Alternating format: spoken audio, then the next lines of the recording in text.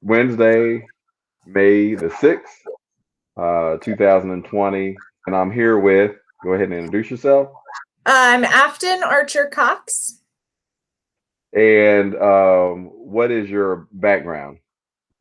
I am a licensed clinical social worker, and I work in the area of legal services and also therapy services. So I do mental health therapy, trauma therapy, and work with individuals struggling with a variety of different issues in their lives. Okay. And so I thought it would be good to have you on since in Indiana, especially in Marion County, we are still on the kind of lockdown, the governor's stay-at-home order, and then we also have the mayor's Indianapolis stay-at-home order, which is a little longer than what the mayor, or excuse me, that the governor wants. And so I thought it'd be good to have you on to talk a little bit about some of the issues that people are facing in regards to being on the stay-at-home order, and what you face just in general as a practitioner in this area. Yeah, it's a scary time, right? We have a lot of uncertainty, a lot of anxieties, a lot of fears about what's coming in the future.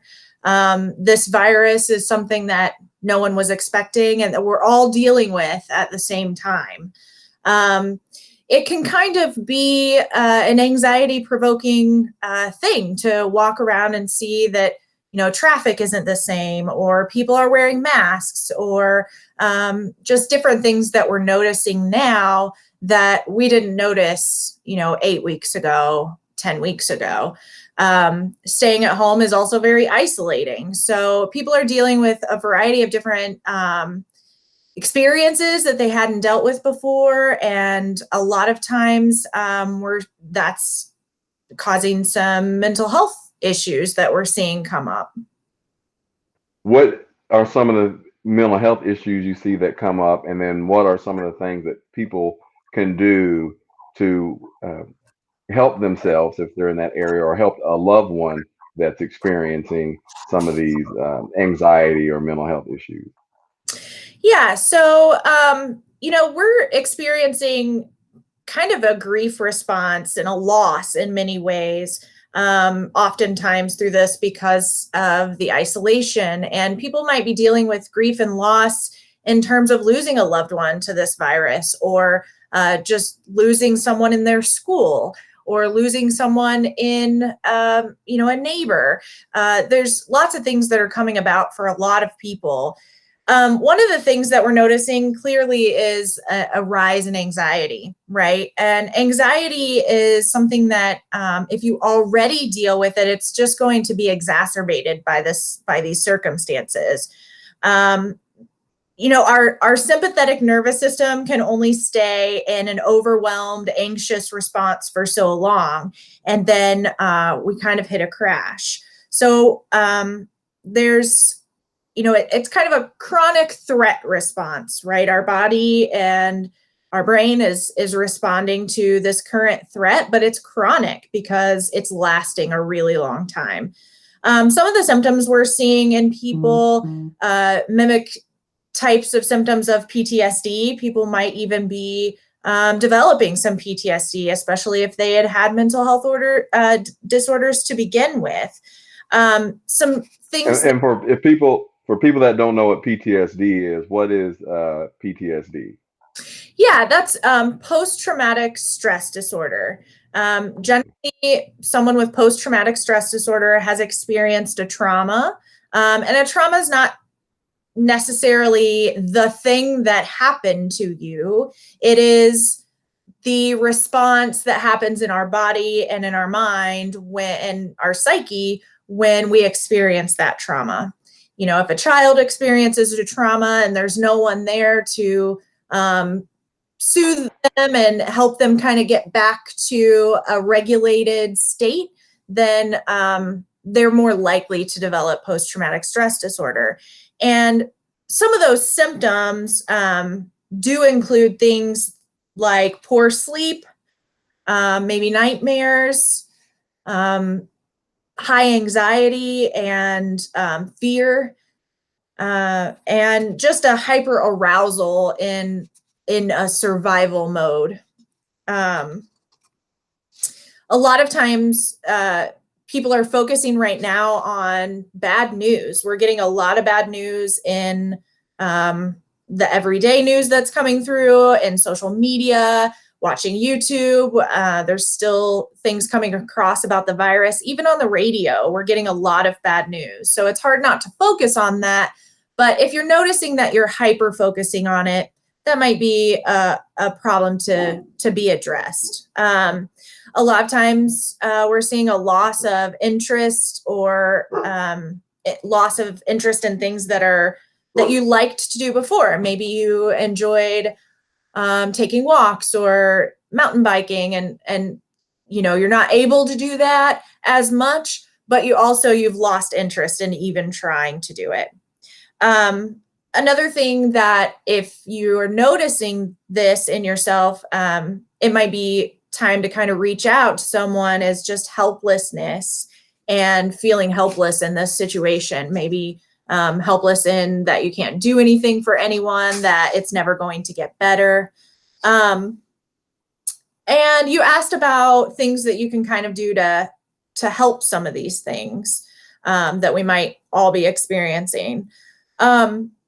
Even though we can't connect physically, and that is really important to our biology, even though we can't connect physically, it's still really important to connect like we are today, through technology, through phone calls, through these Zoom meetings or Google Meet, the different technologies that are available to us. It's important to keep talking to people and not be completely isolated from. And why is that important to maintain that contact? Well, I mean, we're social beings, right? We have to have some sort of socialization to stay mentally healthy. And even though now we can't hug one another, we can't shake hands with one another, we still need some social interaction to maintain a level of regulation in our nervous system, and to kind of keep our nervous system down, and just regulated and calm.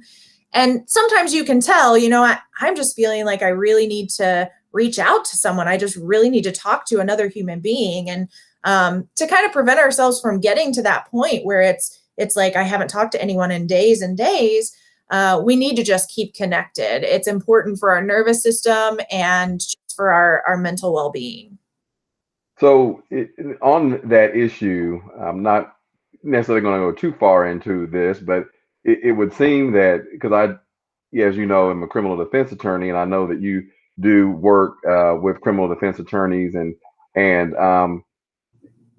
it would seem that people that are in solitary confinement in prisons or in jails, that this would have a negative impact on their mental health. Not necessarily talking about the COVID-19, but if the studies that you are referring to talk about the importance of this social contact and being able to talk to other people, are there reports out there that indicate that being in this isolation, solitary confinement for extended period of time is damaging to people's mental health?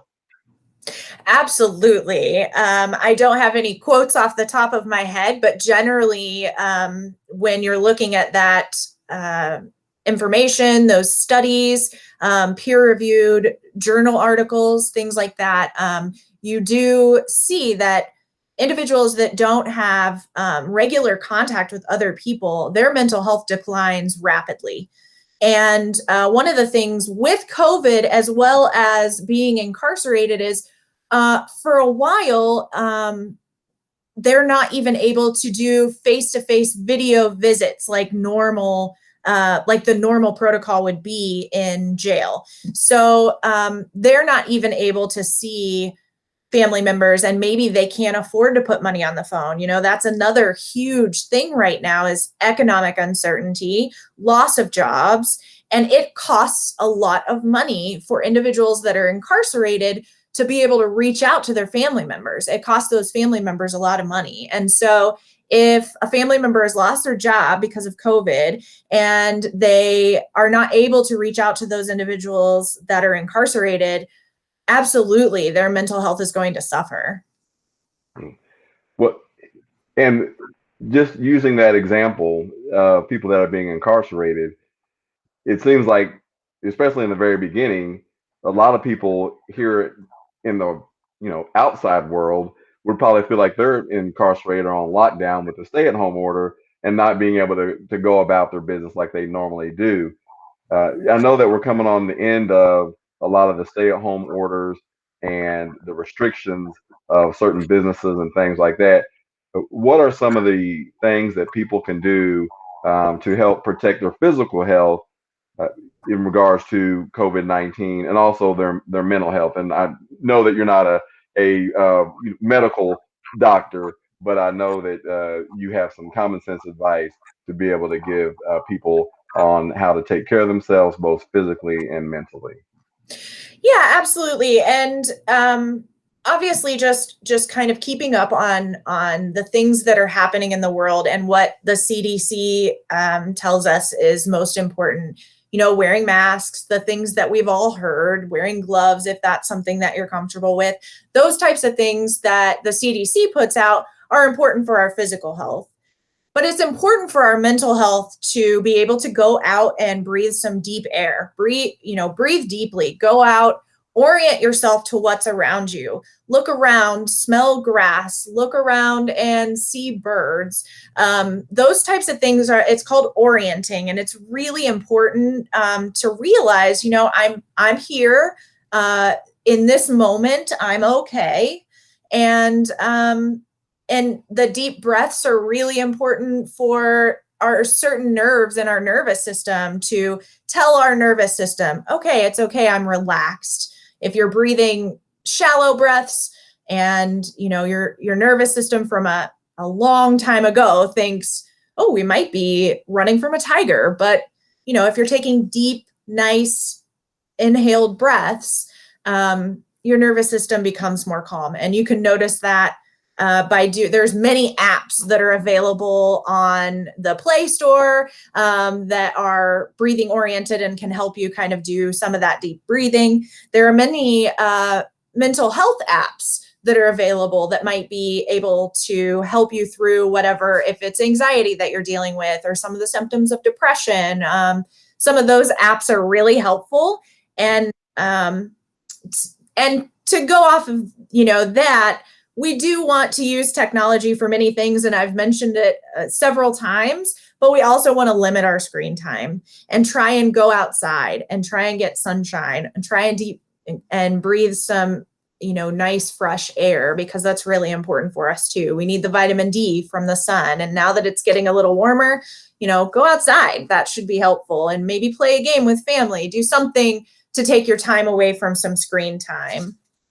Yes, one of the things you mentioned was go outside and smell the grass, and I'm sure you're referring to the grass that grows, in our backyard and not the other kind of grass. But Yes, it's mowing season, Mark. you did, when you said that, you reminded me of when I was a child, and my dad, would cut the grass, and sometimes when it was, kind of, it hadn't just rained, but it was kind of like this wet, and the smell, and it was really really like a fresh, just it makes you want to be outside. And matter of Yes. fact, my son just said when my wife cut the grass, I think Sunday, he said, "Dad, remember when I was younger?" He's 10, but he said, "Remember when I was younger and Mom would cut the grass and you'd be outside grilling, and I want you to grill today." And so there is something relaxing about being outside, and in the elements of the openness of grass and the sun, and like you said, getting the um, uh, the vitamin D from the sun. And I remember reading, correct me if I'm wrong, but there's a phrase when you don't get it, like seasonal disorder or something or other, when you're not getting it and being locked up in the house. and if you're having your windows closed and things like that, you may not get to see the sun. Your body, the rays may not hit you as much because everybody has either not everybody, but a lot of people have heating and air conditioning. So it's like, hey, I'm not going to open up the windows because I got this heat on or I got the AC on. Right, absolutely. No, there is something about fresh cut grass that's really calming, and it obviously sits with you, right? You have memories from that. So Right. that's really important. There's a couple other things that I just want to mention that we can do to kind of help through the rest of this time. And then kind of as we go back to normal life, right? Normal, whatever normal is going to look like. It's important to have a schedule. Although things have been thrown off schedule lately, it's important to keep a schedule. Getting dressed in the morning, even if you don't have to, maintaining all your hygiene routines, all of that's really important. Making sure that you're getting exercise, even if it's difficult to just go out and walk a little bit. Try to move your body, move around. There's lots of, they've really come through with a lot of exercise routines that you can do at home. And then, eating healthy is obviously important as well. And it will just help kind of regulate your system, your biology, help keep you healthy, help fight off any viruses that may come your way. And it will ultimately just overall keep you mentally healthy. Awesome. And I think that those were the last items that you really wanted to share as far as things to do to help people stay mentally healthy during this crisis. Before we leave, is there anything else that you wanted to talk about or to share? I don't, not that I can think of, other than, if you are experiencing some of these symptoms, some of this mental health stuff that you think, I'm just really in too deep, I'm really not feeling well, there's plenty of resources out there. Just get online. Psychology Today is a good resource. There are lots of people doing telehealth right now. There are some free telehealth services. There's telepsychiatry, telepsychology. The apps on your phone, many different resources out there. And if it comes to where you're just not sure what else to do, you can always call 211, especially for things such as alcohol use or drug addiction, to find resources in your area that will be helpful for you to kind of get through the rest of this time. Okay. And I know that you gave me your background, a little biography of you, and I will be posting that. But just as we're on the air recording this video, can you go ahead and say your name again, a phone number where people can contact you, and then your web presence where they can find you online if they have questions or anything like that?